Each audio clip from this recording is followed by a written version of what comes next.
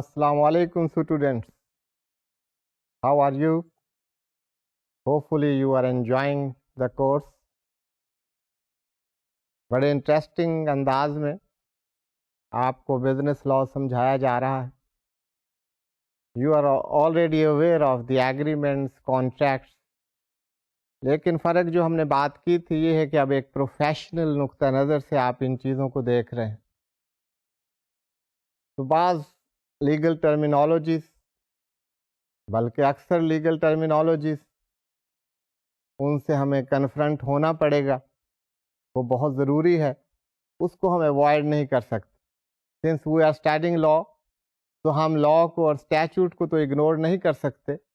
ہاں یہ بات ہے کہ جو باتیں آپ کو سمجھ نہ آئے، جو کانسیپٹس آپ کو کلیئر نہ ہوں، ان کو آسان انداز میں مختلف ایگزامپلس کے ذریعے آپ تک پہنچایا جائے. تو آئی ایم کانفیڈنٹ کہ اب تک جو بات ہوئی ہے that's quite clear to you. میں ریوائز کرتا رہتا ہوں جو باتیں ہم نے پہلے کی، تاکہ ڈیورنگ اسٹڈیز جو آپ کو پرابلمز آئیں ان کو وہ ایڈریس ہو سکیں اور آپ آگے ایک ہارمونیس وے میں بڑھیں. یہ میں بات بار بار کرتا ہوں، وہ اس لیے کہ جو بات ہم نے فرسٹ لیکچر میں کی ہے وہی بات آخری لیکچر تک چلے گی. اس سے یہ مراد نہیں ہے کہ فرسٹ لیکچر میں جو پڑھا تھا آخری لیکچر تک وہی پڑھتے رہیں. اس کی مختلف جہتیں ہیں، مختلف ڈائمینشنز ہیں، مختلف ریلیشن شپس ہیں، وہ آپ کے سامنے آتے رہیں. لیکن اگر آپ ان کو انٹیگریٹ نہیں کریں گے تو یہ نہیں کہ آپ کو سمجھ نہیں آئے گا، آپ اس کو انجوائے نہیں کر سکیں. سب سے پہلے یہ ہے کہ جو کام آپ کر رہے ہیں اس کو انجوائے کیجیے، پھر یہ سب کچھ آپ کے لیے آسان ہو جائے گا. تو کانٹریکٹ کی ہم نے جو بات کی اس کی ایک سائیکل ہے، وہ میں کئی دفعہ ریوائز کر چکا ہوں کہ پرومسز کانٹریکٹ کیسے بنتے ہیں. That I am not repeating today. اتنی دفعہ یہ بات ہوئی ہے کہ اب تک ہوپ فلی آپ کو ازبر ہو گئی ہوگی. اب جو ہم باتیں کر رہے ہیں those are related to the essentials of a contract. ایک کانٹریکٹ کو ہم ویلڈ کانٹریکٹ بھی کہہ دیتے ہیں. ایک کانٹریکٹ ویلڈ کانٹریکٹ ہی ہوگا جب اس میں تمام ایسینشیلز موجود ہوں گے. اب یہ جو ہم مختلف باتیں کی ہیں میں اس وجہ سے کہہ رہا ہوں کہ ایک تو آپ کو ایسینشیلز ذہن نشین ہونے چاہیے. ہم نے پہلے بتایا کہ یہ ایسینشیلز ہیں. اس کے بعد ان ایسینشیلز کی ڈیٹیل جہاں پہ ضروری تھی وہ ہم نے باتیں کی. اب یہ بات نہیں ہے کہ اگر آپ کہہ رہے ہیں کہ لیگل کیپیسٹی آف پارٹیز کیا ہے، وہ بات ہم نے ایکسپلین کر دی تو آپ اس چیپٹر کو کلوز کر دیں اور اگلی جو بات ہو رہی ہے فری کانسینٹ کی تو کہا جائے کہ ایک نیا چیپٹر شروع ہو گیا ہے. نہیں، یہ وہی ڈیفینیشن ہے جہاں سے ہم شروع ہوئے تھے کہ ایسینشیلز کیا ہیں. اب ایک ایک ایسینشیلز میں کیا کیا چیزیں. اب جیسے ہم نے کہا legal capacity, the parties should be competent to contract. اب یہ بات یہاں نہیں ختم ہو گئی، یہاں پھر ہمیں ضرورت ہوتی ہے کہ لیگل کیپیسٹی ہے کون، کیا پارٹی. اس میں میجورٹی کی بات ہوئی that the parties, those interacting parties, those should be major. Minors کے ساتھ کانٹریکٹ نہیں ہو سکتا. That contract is not enforceable at law.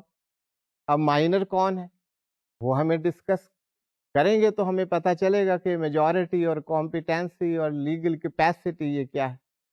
تو مائنر آپ کو بتایا کہ ordinarily under majority act that is the age of 18 years and above, that is for the major. So below 18 years, a person will be minor. So a minor doesn't have the legal capacity to enter into contract. Different examples کے ذریعے آپ کو بتایا گیا کہ minor سے agreement تو کوئی کر لے. Nobody can stop that. جب ہم کہتے ہیں کہ یہ contract جو ہے یہ contract نہیں ہے agreement, it means اگر کہیں کسی پارٹی کے رائٹس انفرنج ہوتے ہیں، کسی پارٹی کے رائٹس پورے نہیں ہوتے، تو اس صورت میں وہ پارٹی کورٹ آف لا میں جا سکتی ہے، جس کو ہم کہتے ہیں دیٹ از انفورسیبل ایٹ لا. اگر پارٹیز کمپیٹنٹ ہی نہیں تھی کانٹریکٹ کرنے کی، such agreements are not enforceable at law. آپ کو مائنر کا بتایا میں نے لاسٹ ٹائم کہ اگر کوئی امپلائر کسی امپلائی سے ایگریمنٹ کرتا ہے and the employee is minor, وہاں پر ایک شرط ہے کہ اگر امپلائی اپنی سروس وداؤٹ نوٹس لیو کر رہا ہے، چھوڑ رہا ہے امپلائمنٹ کو، تو he will have to serve 2 months prior notice. اگر وداؤٹ نوٹس جا رہا ہے تو say 2 months salary will be paid by the employee. Same is for the employer. اگر employer without notice اس کو نوکری سے فارغ کرتا ہے تو امپلائر کو بھی 2 months سیلری دینی پڑے. اب یہ کنڈیشن رکھ لی گئی ہے ان دا سروس کانٹریکٹ، لیکن ایک اگر امپلائی مائنر ہے تو اس سے تو ایگریمنٹ ہو نہیں سکتا. وہ minor without notice he leaves the job. اب امپلائر کے پاس یہ رائٹ نہیں ہے کہ وہ کورٹ آف لا میں جا کر اپنے رائٹ کو انفورس کروا سکے کہ یہ 2 months کی سیلری دیے بغیر without notice he has left the job. تو یہ ہم بات کرتے ہیں کہ یہ the agreement rather the parties which are entering into the agreements those should be major. اس کے علاوہ اگر کوئی گارڈین اپوائنٹ ہو گیا ہے کسی مائنر کا from a court of law تو پھر یہ age of majority that starts from 21 years and above. آپ یہ بھی کہہ سکتے ہیں کہ مائنورٹی کنٹینیوز بلو 21 years، وہاں 18 years کی بات نہیں. تو یہ ساری باتیں آپ اس لیے کی جا رہی ہیں کہ آپ کو اسینشلز آپ کے ذہن نشین ہوں گے. تو ان اسینشلز کی فردر بائیفرکیشن، ڈفرینٹ ڈائمینشنز، وہ جب ہم بات کر رہے ہیں تو اصل مقصد سے ہم نہیں ہٹ گئے. اصل جو ہم مقصد جس کے لیے اسٹڈی کر رہے ہیں وہ یہ ہے کہ یہ جو ایگریمنٹ ہے whether it has translated into a contract, whether this agreement is enforceable at law، اس لیے ہمیں ان میں جانا پڑتا ہے. اب کمپیٹنس کی بات ہو رہی تھی، legal capacity of the parties کی بات ہو رہی تھی، ایک آپ نے میجورٹی کی بات دیکھی. The agreement with the persons of unsound mind that is not enforceable. تو دوسری جو کنڈیشن تھی، جو انٹریکٹنگ پارٹیز ہیں، جو کانٹریکٹنگ پارٹیز ہیں، those should be of sound mind. اب اس ساؤنڈ مائنڈ پر اور انساؤنڈ مائنڈ پر بڑی ڈیٹیل سے بات ہوئی.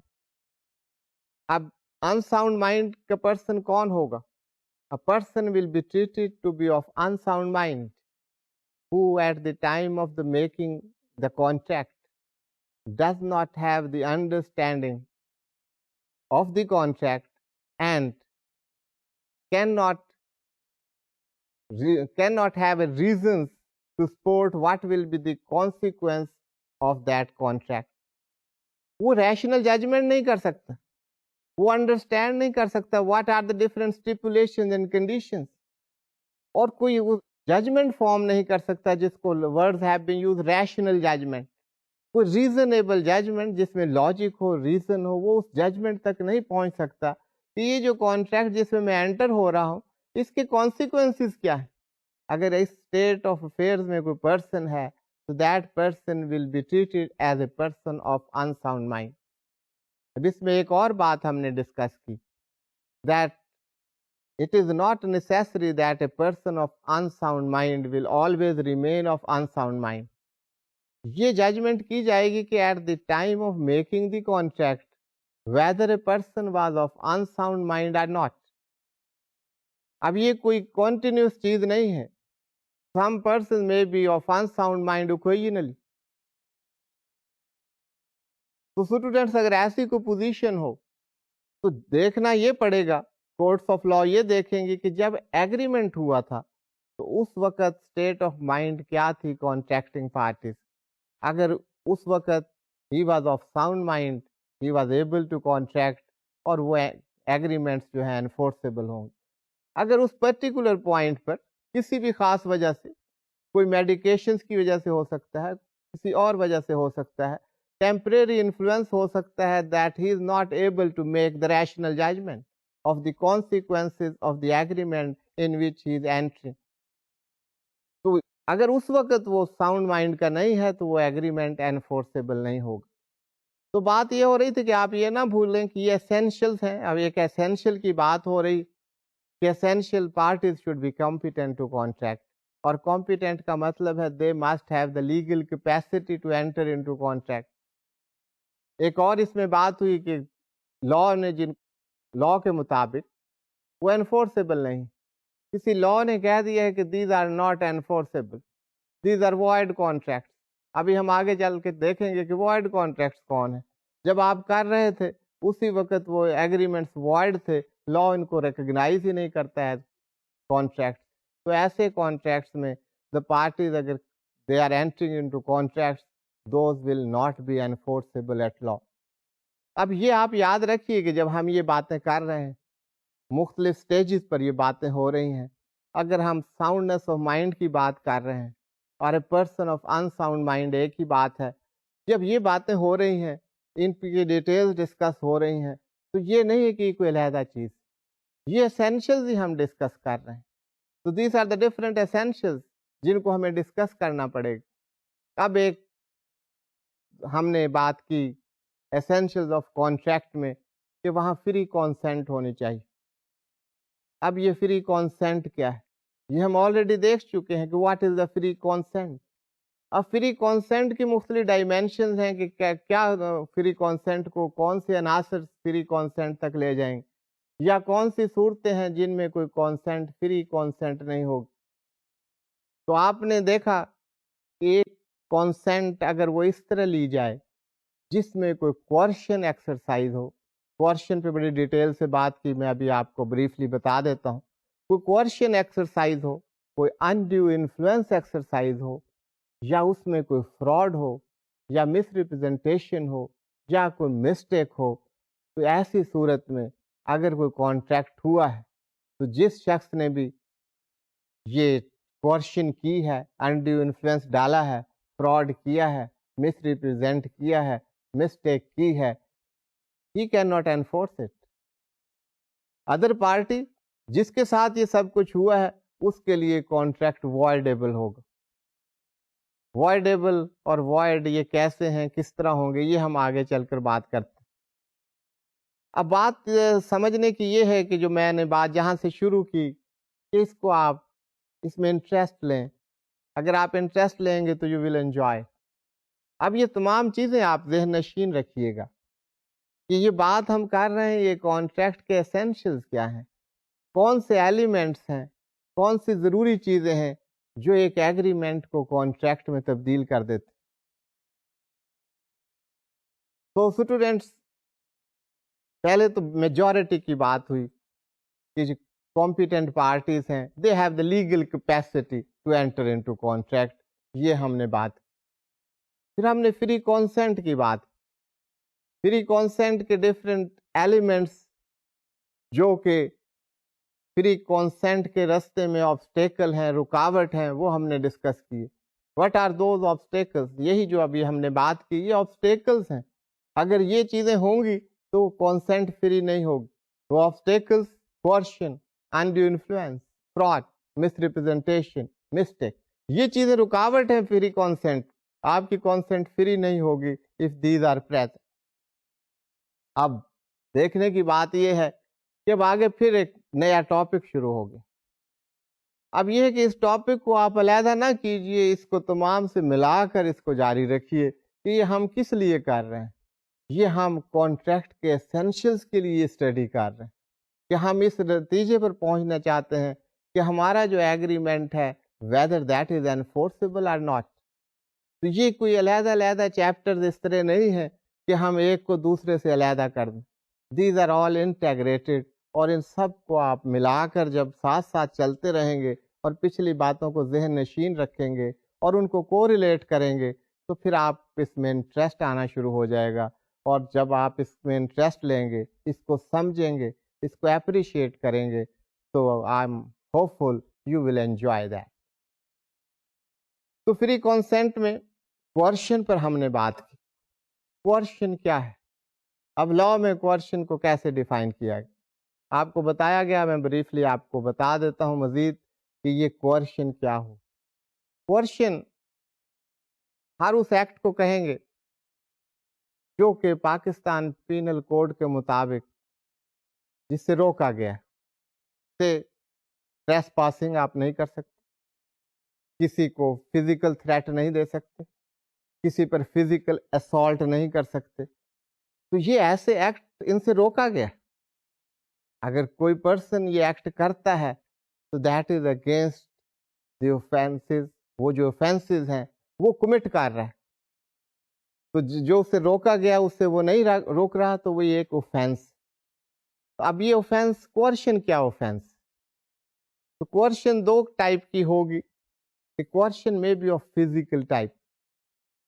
کوئرشن میں کوئی ڈیورس ہوگا، کوئی دباؤ ہوگا، ایک فزیکل پریشر ہو سکتا ہے، کسی کو فزیکلی ڈیٹین کر دیا جائے، کسی کو ون میں بیٹ دا ادر پرسن. یہ فزیکل کوئرشنز کی مثالیں.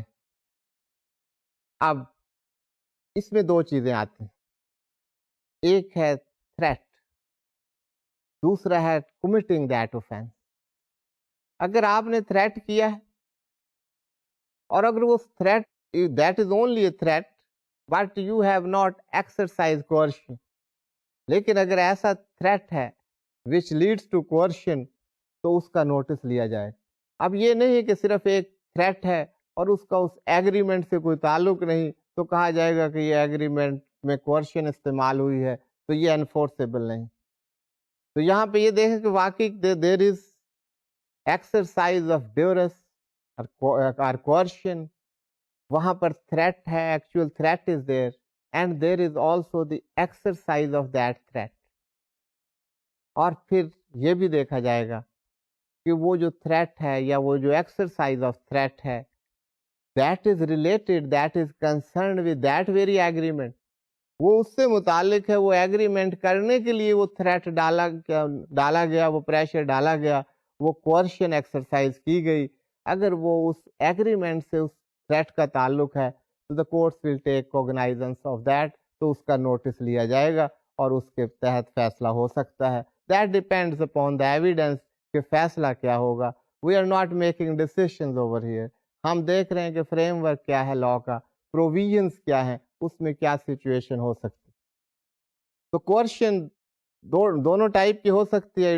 It may be the physical, it may be the moral coercion. کسی پر مورل پریشر ڈالا جائے تو اس کو بھی کوئرشن ہی سمجھا جائے گا. تو اسٹوڈینٹس، آپ نے دیکھا کہ اسینشیلز آف کانٹریکٹ وہ ہر وقت ہمارے ذہن میں رہیں گے. اگر essentials at any point of time کوئی اسینشیل پورا نہیں ہو رہا تو وہ کانٹریکٹ نہیں ہوگا. That will not be enforceable at the courts of law. تو اس کو ہم کانٹریکٹ کہہ ہی نہیں سکتے.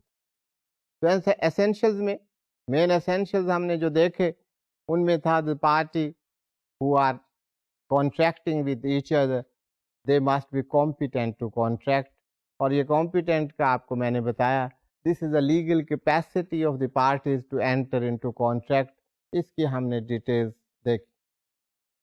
اس کے ساتھ ہم نے دیکھا کہ یہ پارٹیز کی کانسینٹ جو ہے that should be free consent کی بات ہوئی. کنسیڈریشن کی بات آپ نے بڑی ڈیٹیل میں دیکھی. تو وہ کنسیڈریشن ہی نہیں کافی، the consideration should be the legal consideration. اسی طرح اسٹوڈینٹس آپ نے دیکھا یہ صرف کنسیڈریشن کی بات نہیں تھی، یہ لیگل کنسیڈریشن کی بات تھی. اسی طرح آبجیکٹ جو ہے جس کے مقصد کے لیے آپ کانٹریکٹ کر رہے ہیں، جو آپ کے مقاصد ہیں وہ بھی لافل ہونے چاہیے. اس میں بھی کوئی ایسی ایمبیگوٹی نہ ہو کہ that may lead to some unlawful purposes. تو آبجیکٹ جو ہے وہ that should be lawful. Consideration that should be the legal. The object should be lawful. تو یہ بڑی ضروری بات ہے. اس کے علاوہ آپ نے دیکھے اور بہت سے ایلیمنٹ دیکھے کہ کانٹریکٹ کو بڑا پریسائز ہونا چاہیے، ایمبیگوس نہ ہو. اس کے علاوہ ڈفرینٹ ریکوائرمنٹس آف لا وہ پوری ہونی چاہیے. اس میں آپ نے دیکھا اگر کہیں پر ضروری ہے کہ that contract that agreement that must be in writing, تو صورت میں اس ایگریمنٹ کو ان رائٹنگ ہونا ضروری ہے. You will have to write it down. Otherwise contracts آپ نے دیکھے وربل کانٹریکٹس بھی ہو سکتے ہیں. آپ نے تو قضائی کانٹریکٹس کی بات بھی کی. تو ضروری نہیں ہر کانٹریکٹ کے لیے کہ وہ ریٹن کانٹریکٹ ہو. ہر ایگریمنٹ کے لیے ریٹن ایگریمنٹ ہونا ضروری نہیں ہے، لیکن اگر کہیں لا یہ ریکوائر کرتا ہے کہ یہ ایگریمنٹ ریٹن ایگریمنٹ ہوگا تو وہاں پر اس کو ریٹن ایگریمنٹ ہونا چاہیے. فار انسٹنس آپ کو میں نے بتایا تھا، آپ کو یاد ہوگا کہ اگر آپ اموویبل پراپرٹی کی سیل ڈیڈ جو ہے وہ لکھ رہے ہیں، سیل پرچیز ہو رہی ہے کسی ہاؤس کی سے، تو اس کا رجسٹریشن بھی ضروری ہے اور ان رائٹنگ ہونا بھی ضروری. اب یہاں دو ریکوائرمنٹس، ابھی میں کہہ رہا تھا کہ اگر کسی ایگریمنٹ کا ان رائٹنگ ہونا ضروری ہے تو that should be a written agreement. اب یہ جو میں نے آپ کو ایگزامپل دی، یہاں پر اس کی رجسٹریشن ہونا بھی ضروری ہے، تو that should be duly registered as well as that should be in writing. تو لا جو ایسے ریکوائر کرتا ہے ایگریمنٹس کو اسی طرح ہونا چاہیے، اور کوئی ایسا ایگریمنٹ نہ ہو which has been declared by law as void. اگر لا نے کہہ دیا ہے کہ یہ انفورسیبل نہیں ہے، یہ ایگریمنٹس ہو نہیں سکتے، ہم دیکھیں گے کہ what are the void agreements, تو ایسے ایگریمنٹس میں آپ انٹر ہی نہیں ہو سکتے. تو یہ اسینشلس آپ ساتھ ساتھ آپ کے چل رہے ہیں. آپ نے دیکھا لیگل کیپیسٹی آف پارٹیز، پھر ان کی آپ نے ڈیٹیلز دیکھی، پھر اس کے بعد آپ فری کانسینٹ پر پہنچے. فری کانسینٹ میں آپ نے کوئرشن کو ان ڈیٹیل اسٹڈی کیا. اب فری کانسینٹ کون سی کانسینٹ ہوگی، اس میں آپ نے دیکھے ایلیمنٹس، اس میں سے ایک ایلیمنٹ جو ہے that is the undue influence. تو اسٹوڈینٹس انڈیو انفلوئنس ہے کیا؟ آپ کس کو انڈیو انفلوئنس کہیں؟ تو پہلے آپ ڈیفینیشن دیکھ لیجئے، آپ سلائڈ پر دیکھیے گا کہ انڈیو انفلوئنس کی ڈیفینیشن کیا ہے. اس کے بعد میں ایکسپلین کرتا ہوں کہ اس ڈیفینیشن کا اسکوپ کیا ہے، اس کا مطلب کیا ہے. تو سیکشن 16 اس کا سب سیکشن 1 ہے. یہ جو بریکٹ میں لکھا جاتا ہے 1 2 these are the sub section. Main section 16 ہے، اس کو آپ پڑھیں گے سب سیکشن 1 آف سیکشن 16. تو ہم اس کو 16(1) بھی کہہ دیتے ہیں، لیکن آپ کو پتہ ہونا چاہیے کہ اس کو کیسے پڑھا جاتا ہے. سیکشن 16 میں undue influence that has been defined, sub section 1 میں کہا جا رہا ہے A contract is said to be induced by undue influence where the relations subsisting between the parties are such that one of the parties is in a position to dominate the will of the other and uses the position to obtain an unfair advantage over the other. اگر آپ اس کو پڑھیں تو اس سے آپ کو undue influence کافی حد تک واضح ہو جائے گا، لیکن مجھے اندازہ ہے کہ اس کو پڑھنا ہی کافی نہیں، اس کو سمجھنا اس سے زیادہ ضروری. تو آپ اس کو ایک ریڈنگ میں نہیں سمجھ سکیں گے، میں اس کو دوبارہ پڑھ رہا ہوں، پھر ہم ایکسپلین کریں گے. اس کے سب سیکشن 2 اور 3 بھی ہیں، وہ بھی دیکھتے ہیں پہلے، اس کے بعد میں ایکسپلین کروں گا what is undue influence. A contract is said to be induced by undue influence where the relations subsisting between the parties are such that one of the parties is in a position to dominate the will of the other and uses that position to obtain undue advantage over the other. چلیے اس کی بات ہم یہی کر لیتے ہیں، اس کے بعد ہم سب سیکشن 2 اور 3 کی طرف بڑھیں گے تاکہ آپ کو کوئی اندازہ ہو کہ انڈیو انفلوئنس ہے کیا. اس کو اگر آپ دیکھیں، اس کو سمجھنے کے لیے where the relations subsisting between the parties are such، یہ انڈیو انفلوئنس ہوگا اگر ان کے درمیان ریلیشنز اس قسم کے ہوں. وہ کس قسم کے ریلیشنز کی بات کر رہے ہیں؟ that one of the parties in a position to dominate the will of the other. ایسے ریلیشن شپس کا ہونا ضروری ہے جب کانٹریکٹنگ پارٹیز میں ایک پارٹی دوسرے کی ول کو، اس کی مرضی کو ڈومینیٹ کر سکے. That a position of dominance must be present in one party. ایک پارٹی اگر ڈومیننٹ پوزیشن میں ہے تو وہ پارٹی اگر اپنی اس پوزیشن کو ایکسرسائز کرتی ہے تو یہ انڈیو انفلوئنس ہوگا. پہلی تو بات ہے کہ ایسی پارٹی ہو ان میں سے ایک جس کے پاس پوزیشن آف ڈومیننس موجود and uses the position.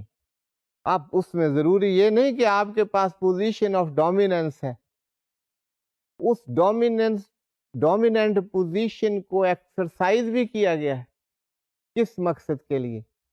That position has been exercised and uses the position to obtain unfair advantage over the other. अब यहाँ तीन बातें की गई हैं. उसको इस्तेमाल किया गया कि दूसरी पार्टी पर जिसके पास डोमिनेंट पोजीशन नहीं है, वो पार्टी जिसके पास डोमिनेंट पोजीशन है, वो अपने उस पोजीशन को, अपने उस इख्तियार को इस्तेमाल करती है किस मकसद के लिए? To derive unfair advantage over the other. दूसरी पार्टी से कॉन्ट्रैक्ट कर रही है और उससे अनफेयर एडवांटेज डिराइव कर रही है bye exercising the influence which that party has due to that position of dominance which that has. अब आप देखें क्या खूबसूरती है लॉ की. ये नहीं कि अनड्यू इन्फ्लुएंस, हाँ जी किसी के पास अगर इख्तियार है उसको इस्तेमाल कर रहा है, तमाम पार्टीज को सिक्योर किया जा रहा है. बड़ी मुख्तसर सी बात है लेकिन बहुत जामे बात कर दी गई. अनड्यू इन्फ्लुएंस के लिए जरूरी है you must have a position of dominance, पहले तो ये साबित करना पड़ेगा. दूसरी बात है कि दैट पोजीशन ऑफ डोमिनेंस में आपने उसको इस्तेमाल किया है, उन इख्तियारात को, उस पोजीशन को. और तीसरी बात यह है कि वो किस लिए इस्तेमाल किया है? To derive unfair advantage. अगर ये तीनों चीजें साबित हो जाएं तो that will be undue influence. और अनड्यू इन्फ्लुएंस जहां पर होगा वो that contract will not meet the essentials of a valid contract and that will not be enforceable at law. Rather, it will be voidable at the option of the parties whose consent is not free or on whom undue influence has been exercised. तो ये sub section 1 और section 16 में students ये बात की गई. अब ये मैंने कहा कि आप अनड्यू इन्फ्लुएंस ही सोचते रहें क्या है, इनका समझना ज़रा मुश्किल होता है. That I understand. इसीलिए मेरी कोशिश होती है कि इन बातों को बार बार किया जाए, इनको इंटेग्रेटेड वे में आप तक लाया जाए और आपको एग्जाम्पल्स के ज़रिए इनको समझाया जाए. तो आप में इसमें परेशानी की कोई बात नहीं. You will understand and you will appreciate and hopefully you will the ones who will interpret these provisions and apply in your practical fields. तो इसको आप इंटरेस्ट लेकर पढ़ते रहिए, you will not have any problem. अब students हम sub section 2 की तरफ मूव करते हैं. सब सेक्शन 2 में क्या कहा गया? Let us C incorporated what are the provisions of sub section 2. Sub section 2 में स्टूडेंट्स पहले हम सब सेक्शन पढ़ लेते हैं.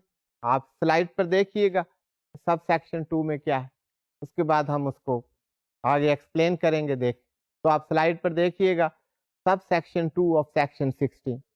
इन पर्टिकुलर वो जारी है बात कि वो एक्सरसाइज डोमिनेंट पोजीशन है, उस पोजीशन को एक्सरसाइज किया गया है. किस मकसद के लिए एक्सरसाइज किया गया है? To derive undue benefit. अगर ये सूरत हाल है, आगे सब सेक्शन 2 में क्या कहा गया? इन पर्टिकुलर, ये कंटिन्यूस है. आप कहेंगे इन पर्टिकुलर से कहाँ शुरू हो गया? ये कंटिन्यूटी है सब सेक्शन 1 की. इन particular and without prejudice to the generality of the foregoing principle. ये foregoing principle कौन से हैं? जो कि सब सेक्शन 1 में बात की गई. A person is deemed to be in a position to dominate the will of another. किस सूरत में? A, where he holds a real or apparent authority over the other, or where he stands in a fiduciary relation to the other. अब उन्होंने कहा कि हमने sub section 1 में ये बात तो कर ली है, अभी मैंने जो आपको एक्सप्लेन की थी, लेकिन वो कहते हैं एक वो जर्नल व्यू है. हम आपको पर्टिकुलरली बता रहे हैं कि क्या मतलब है इससे, ये पोजीशन ऑफ डोमिनेंस, ये इसका मकसद क्या है. पहली बात ये है कि ऐसे नहीं कह दें जी हाँ जी इसका मेरे ऊपर अथॉरिटी थी और इख्तियार था और आप कहें कि मैं इसको एनफोर्स नहीं करता. That where he holds a real or apparent authority. वो authority apparent हो और real हो और वो नजर आनी चाहिए कि that authority was there over the other, and where he stands in a fiduciary relation to the other. बात जगह authority नजर नहीं आएगी आपको, लेकिन अगर कोई relation of trust and confidence है तो वो कहेंगे ये भी समझा जाएगा कि that person had the apparent authority over the other. कोई real authority नहीं है امپلائر امپلائی کی اتھارٹی کو آپ کہہ سکتے ہیں ریئل اتھارٹی ہے, employer has a real authority over the employee, لیکن ہر بات میں یہ نہیں کہہ سکتے کہ امپلائر نے وہ اتھارٹی جو ہے وہ ایکسرسائز جو ہے کی یا اس کو غلط ایکسرسائز کیا. So students, you cannot say in every case that there was an authority and that authority has been misused. پہلی بات تو یہ کہ اتھارٹی ہونی چاہیے, that should be the real or apparent authority. اب ہر اتھارٹی اسٹوڈینٹس آپ کو ویزیبل نہیں ہو سکتی, آپ نہیں کہہ سکتے یہاں اتھارٹی ہے. فار انسٹنس جیسے میں نے کہا امپلائر اور امپلائی کی اتھارٹی وہ آپ کو نظر آ رہی ہے کہ وہاں پہ اتھارٹی ہے. اب ایک ڈاکٹر اور اس کے پیشنٹ کے درمیان کوئی ایسی اتھارٹی تو آپ کو نظر نہیں آ رہی. یہ فیڈیوشری ریلیشن شپ, اس کو کہتے ہیں the relationship of trust and confidence. They have the apparent authority. اگر کوئی مریض کسی کریٹیکل کنڈیشن میں اور اس کا فزیشین یا سرجن اس کو کہتا ہے کہ آپ ایکسیسولی ہائی چارجز پروفیشنل فی مجھے پے کریں, so he will have to pay. So there was an authority, there was a relationship. That was the fiduciary relationship. That was the relationship of the trust and the confidence. اور اس relation کو اب وہ وہاں پر ایک apparent authority exercise کر رہا ہے, اس کو مس یوز کیا جا رہا ہے. ایک کونسل ہے, ایک لائر ہے اور اس کا کلائنٹ ہے, ان کے درمیان ایک ٹرسٹ اینڈ کانفیڈنس کا ریلیشن شپ. اگر اس ریلیشن شپ کو, اس اتھارٹی کو, اس اپیرنٹ اتھارٹی کو مس یوز کرے ایک پارٹی, تو that would be undue influence. تو یہ ایگزامپلس کے بعد آپ کو یہ بات سمجھ آئے گی. اب آپ اسے دیکھیے یہ کیا کہا جا رہا ہے. In particular and without prejudice to the generality of the foregoing principle, جو کہ سب سیکشن 1 میں بات کی.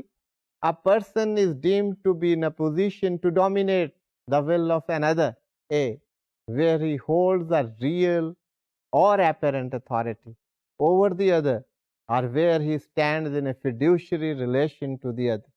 اگر یہ چیزیں ہیں تو وہ انڈیو انفلوئنس, وہ اس کے پاس وہ اتھارٹی ہے. اب دیکھا جائے گا کہ وہ انفلوئنس ایکسرسائز ہوا یا نہیں ہوا, اور اس کا مقصد کوئی انڈیو ایڈوانٹیج حاصل کرنا تھا.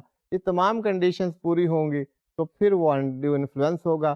وہ ریلیشن شپ بھی ہونا چاہیے, وہ اپیرنٹ اتھارٹی یا ریئل اتھارٹی بھی ہونا چاہیے, اس اتھارٹی کا استعمال بھی ہونا چاہیے, اور اس کا مقصد یہ ہو کوئی انڈیو ایڈوانٹیج حاصل کیا جا رہا ہے.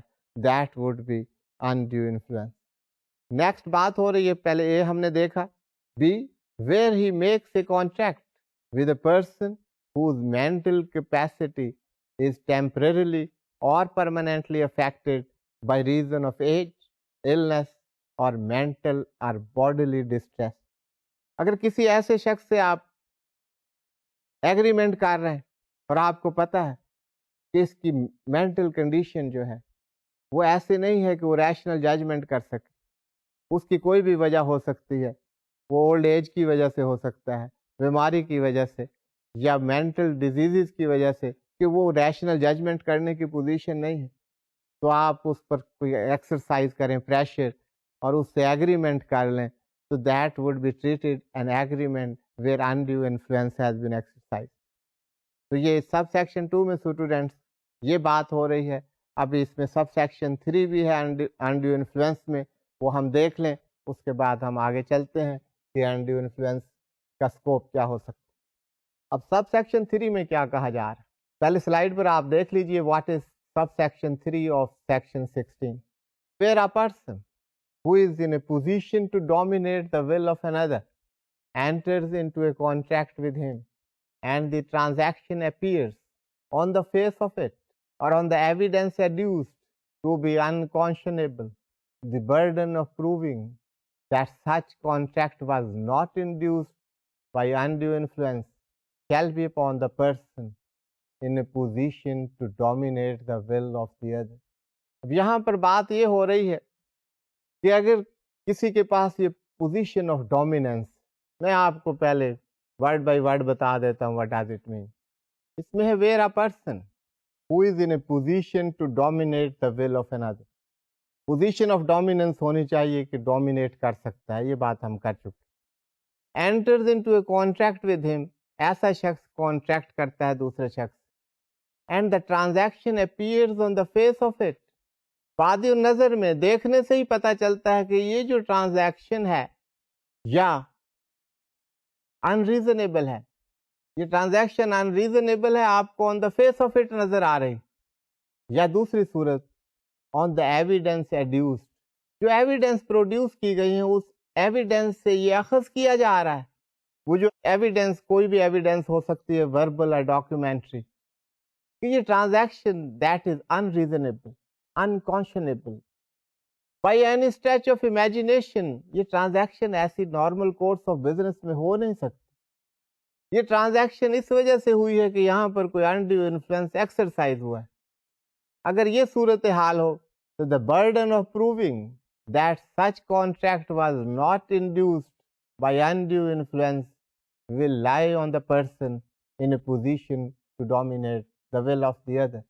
اب یہاں پر برڈن اگر کوئی کہہ رہا ہے کہ مجھ پر انڈیو انفلوئنس ایکسرسائز ہوا ہے، یہ پوزیشن آف ڈومیننس تھی، اس کو ایکسرسائز کیا گیا ہے، اور وہ ٹرانزیکشن بھی ایسی لگتی ہے which is unimaginable, which is unreasonable، جو کہ آرڈنری کورس آف بزنس میں ایسی ٹرانزیکشن نہیں ہوتی، تو اس کو کہا جائے گا جس شخص کے پاس یہ پوزیشن ہے کہ آپ پروو کریں کہ آپ نے انڈیو انفلوئنس ایکسرسائز نہیں کیا. یہ اب اس کی ذمہ داری ہے. the burden of proof will shift to that person. اب یہ بات ہو رہی ہے سیکشنز کی، آپ ذرا کوئی ایگزامپل لے لیجیے تاکہ آپ کو سمجھ آئے کہ کیسے ایکسرسائز یہ انڈیو انفلوئنس ایکسرسائز ہو سکتا ہے. آپ ایگزامپل لیں ڈیٹر اینڈ کریڈیٹر. اب کوئی کریڈیٹر ہے، اس کو پتا ہے کہ یہ جو میرا ڈیٹر ہے یہ بڑی مشکل میں، circumstances will prove that influence has been exercised or not. اب یہ ڈیٹر اینڈ کریڈیٹر میں ایک انفلوئنشل پوزیشن ہے، اپیرنٹ اتھارٹی ہے کریڈیٹر کے پاس. ڈیٹر تو مشکل میں ہے، اس کو پیسہ چاہیے اور اسے اس کی مشکلات کا پتہ ہے کہ he is in trouble. اب کریڈیٹر کہتا ہے ٹھیک ہے جی، آپ کو ہم یہ فائنینس کر دیتے ہیں، یہ لون دے دیتے ہیں، آپ واپس کر دیجئے گا. کوئی ٹائم لمٹ بھی سیٹل ہو جاتی ہے. ریٹ آف انٹرسٹ جو چارج کیا جائے گا دیٹ ول بی 80%. اب یہ ٹرانزیکشن ہو گئی. اب جا کر اگر اس کو کنٹیسٹ کیا جائے کہ دیکھیں جی میں تو مشکل میں تھا، یہ اپیرنٹ اتھارٹی کریڈیٹر کے پاس تھی اور اس نے اس کو استعمال کی. اب یہ جو 80% انٹرسٹ، اگر مارکیٹ کا ریٹ اس وقت سے that is 10%، to charge an interest of 80%, this is unconscionable. That cannot be conceived by any stretch of imagination, that the rate of interest where the market average interest is 10% can be 80%. تو یہاں پر کہا جائے گا کہ آپ یہ transaction آپ کی بتا رہی آن دا فیس آف اٹ، جو کوئی دیکھے گا اس کی ڈیٹیلز میں جانے کی ضرورت نہیں ہے. یہ آن دا فیس آف اٹ یہ ٹرانزیکشن بتا رہی ہے کہ that undue influence has been exercised because it is unconscionable. یا ایویڈینس کے ذریعے اس کو پروو کیا جائے کہ undue influence that has been exercised.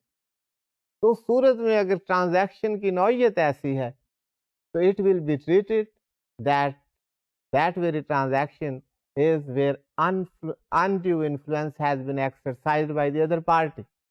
ہاں یہاں ایک بات کہی گئی، اگر یہ الیج کیا گیا، یہ الزام لگایا گیا ہے کہ undue influence ان سرکمسٹانسز پر مجھ پر ایکسرسائز کیا گیا تھا، تو کریڈیٹر کو یہ اختیار حاصل ہے کہ وہ یہ پروو کرے، لیکن یہ برڈن اس پر ہوگا to prove that no undue influence was exercised. If he is not able to prove, then that transaction will be treated, that agreement will be treated in which undue influence has been exercised. میرا خیال اس example کے بعد آپ کو یہ بات clear ہو گئی ہوگی، اس میں اب کوئی مشکل نہیں ہونی چاہیے. اینی وے ہم آگے بڑھتے ہیں تو آپ کے جو مشکلات ہیں وہ آسان ہوتی جائیں گی.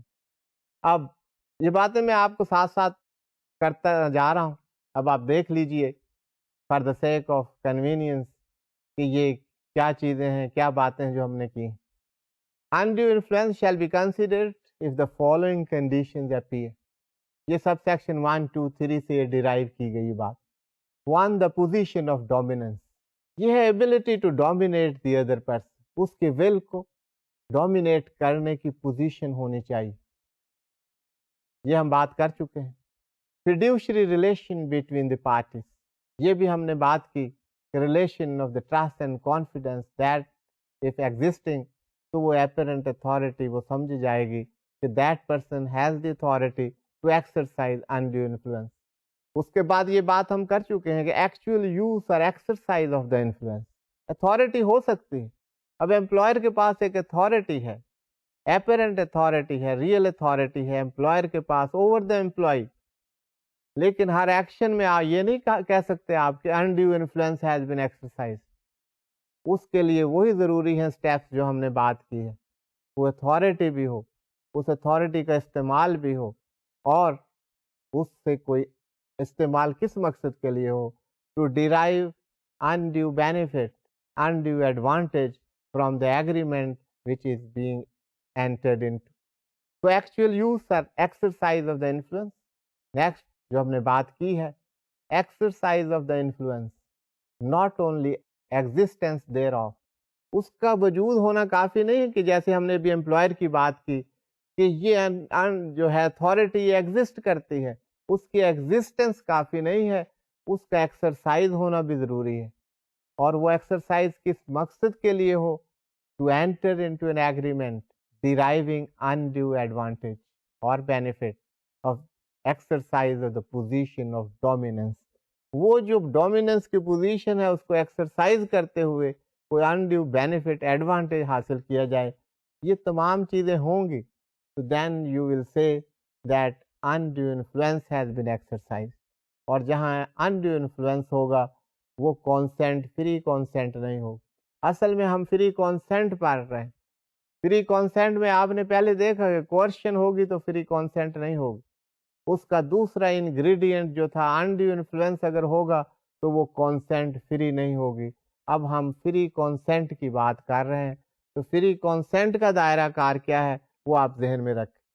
یہ انڈیو انفلوئنس کیا ہے اور فری کانسینٹ کا ایک ایلیمنٹ ہے انڈیو انفلوئنس. تو جو بات میں آپ پر زور دے رہا تھا وہ یہ ہے کہ اصل فوکس یہ رہے کہ سارا ہم کیا کر رہے ہیں. یہ اسینشیل ہے فار اے کانٹریکٹ.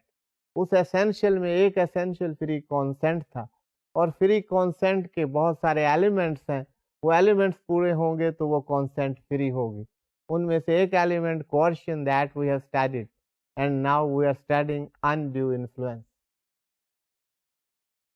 تو اسٹوڈینٹس یہ فری کانسینٹ کا دائرہ کار ہے کہ فری کانسینٹ میں انڈیو انفلوئنس جو ہے، انڈیو انفلوئنس کیا ہوگا، کیسے ایکسرسائز ہوگا، اس کا اسکوپ کیا ہے، کس صورت میں آپ کہیں گے کہ that undue influence is there. تو یہ تمام ایلیمنٹس اس میں ہوں گے تو that will be undue influence.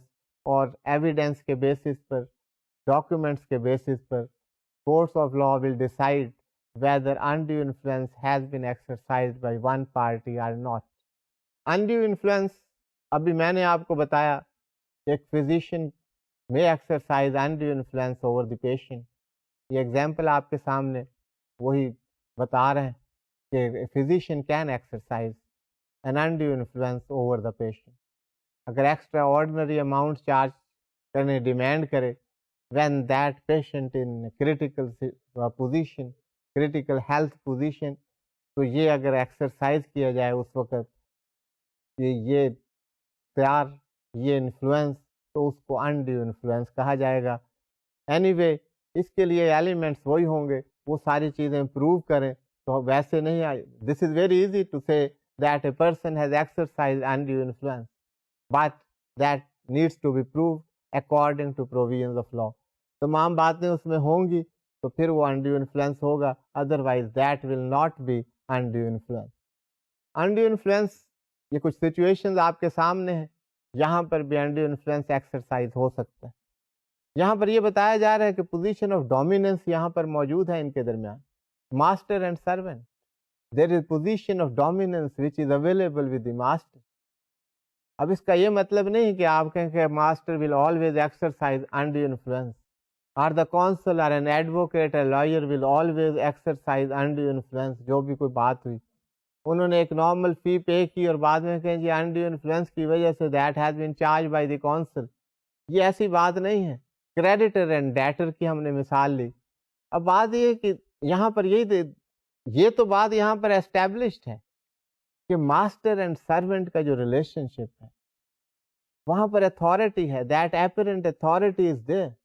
لیکن بات یہ کافی نہیں ہے کہ آپ کے پاس اتھارٹی ہے.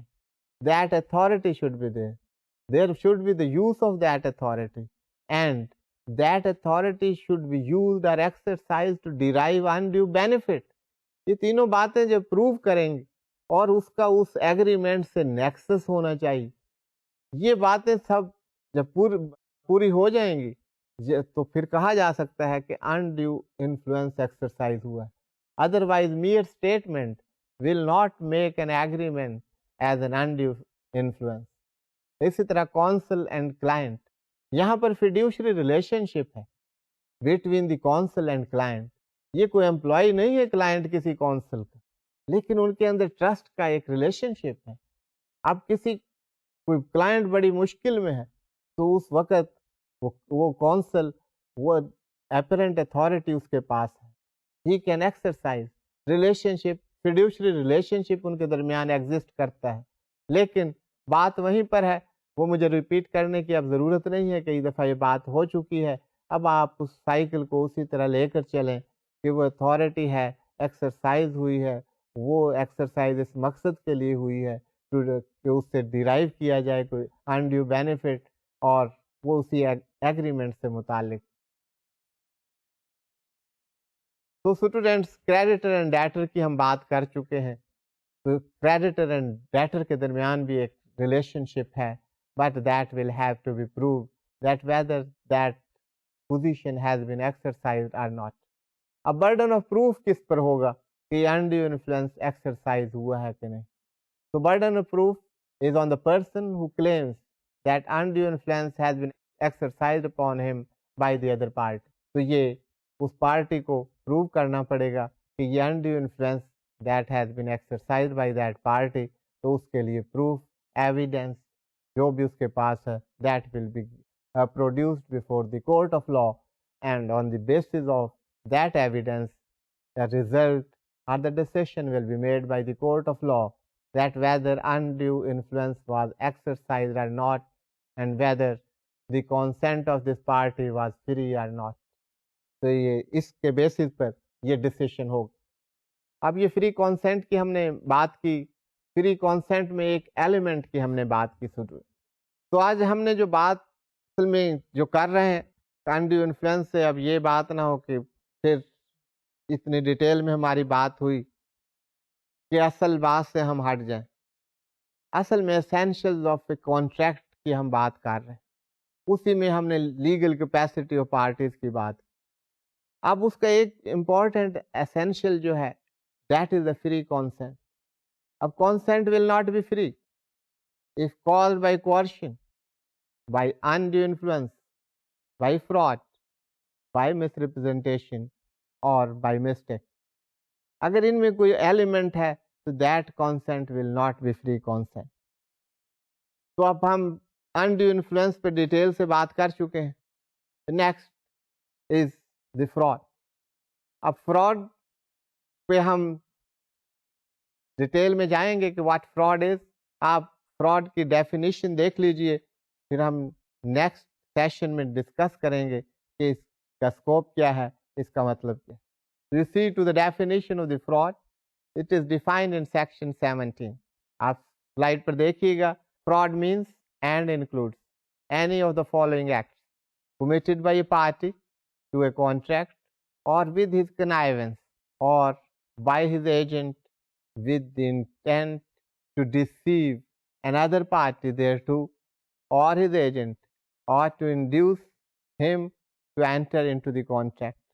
Number one, the suggestion as a fact of that which is not true by one who does not believe it is to be true.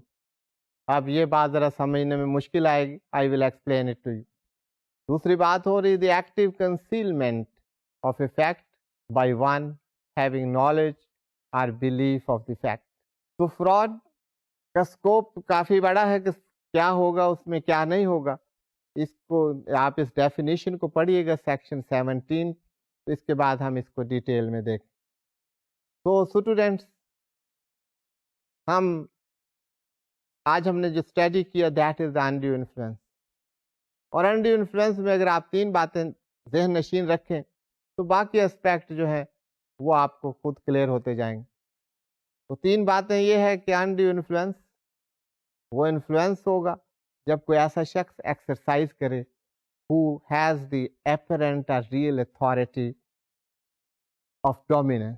وہ ڈومینیٹ کرنے کی اتھارٹی رکھتا ہو. Authority of dominance is vested in that person. تو ایک تو پہلے آپ کو یہ ڈٹرمن کرنا پڑے. پھر دوسری بات جو ہے کہ that authority has been used. اور تیسری بات یہ ہے کہ that has been used to derive some undue benefit اور advantage and that must be related to that very agreement. That will be undue influence. تو انشاءاللہ ہم کنٹینیو رکھیں گے فری کانسینٹ کو. Next we shall discuss fraud. تو آپ اس کو دیکھیے گا, سیکشن 17 پڑھیے گا. تو نیکسٹ سیشن میں ہم اسے کنکلوڈ کریں گے. تو thank you very much for being with me. اللہ حافظ.